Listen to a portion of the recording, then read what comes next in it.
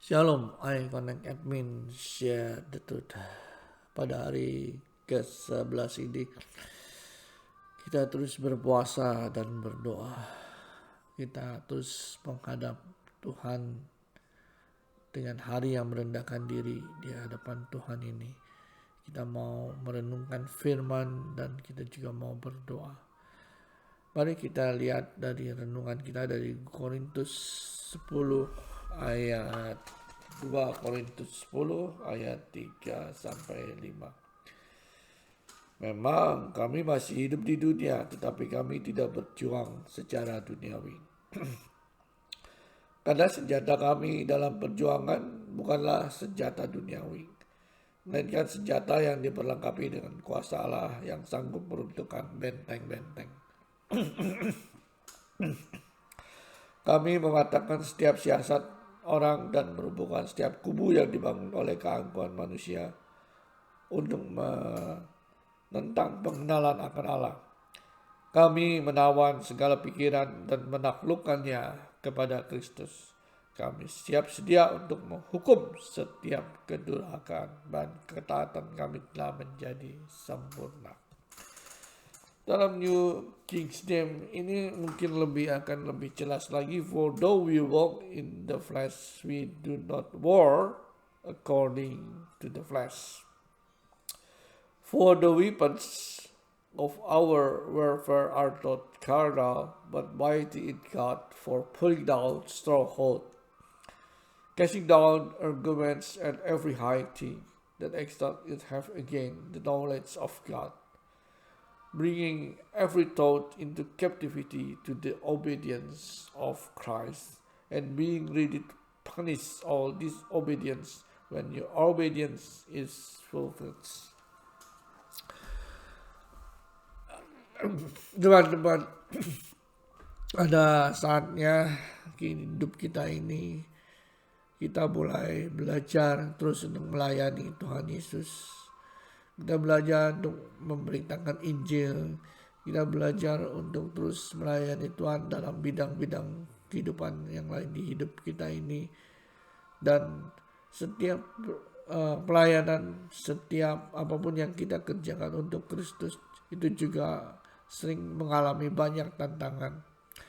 Dan untuk itulah Rasul Paulus mengatakan bahwa perjuangan kita bukanlah melawan darah dan daging, bukan berasal dari hal-hal yang duniawi, tetapi senjata yang diperlengkapi dengan kuasa Allah yang bisa mengalahkan pikiran-pikiran dan diberikan kepada Kristus.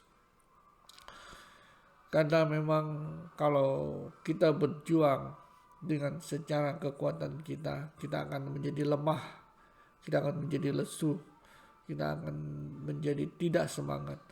Tetapi di sini Paulus mengatakan karena perjuangan kita itu karena dengan kuasanya Tuhan, dengan bukan saja anugerah tapi kuasanya Tuhan, dan bisa untuk memenangkan jiwa dan mematahkan setiap kubu untuk datang kepada Kristus. Maka kita akan menjadi semangat, maka kita akan menjadi merasakan sebagai anak-anak Allah yang diberikan hak dan kuasanya sebagai anak-anak Allah, di mana Allah kita ada Allah yang perkasa, Allah yang benar-benar mempunyai kuasa. Hanya kita harus belajar, berlatih untuk menggunakan kuasa atau otoritas yang Tuhan berikan di dalam kita melayani Tuhan. Tantangan apapun juga, marilah kita berkomitmen bahwa kita harus mengandalkan Tuhan. Karena kita harus berjuang, kita harus memberitakan Injil, kita harus hidup berpadanan dengan Injil, kita harus melayani Kristus, dan ada tantangan dan ada segala macam hal-hal yang bisa melawan kita, tetapi kita mempunyai satu kuasa, kekuatan, senjata, yaitu kekuatan dari Allah, kekuatan yang benar-benar hidup dan bisa mengalahkan kubu-kubu dan membawanya kepada Kristus.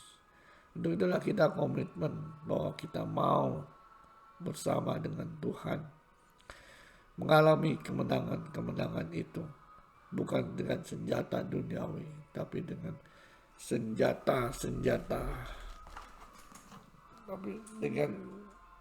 senjata yang diperlengkapi dengan kuasa Allah untuk meruntuhkan benteng-benteng. Mari kita diingatkan, kita harus belajar komitmen bahwa kita harus berani berjuang, bukan hidup tenang dalam anugerah saja, tetapi kita berjuang bersama dengan Kristus dengan senjata yang diperlengkapi dengan kuasa Allah yang dahsyat itu. Hai Connect Admin, share the truth. Tuhan Yesus memberkati. Kita berjuang dan kita menang bersama dengan Kristus. Amin. Amin.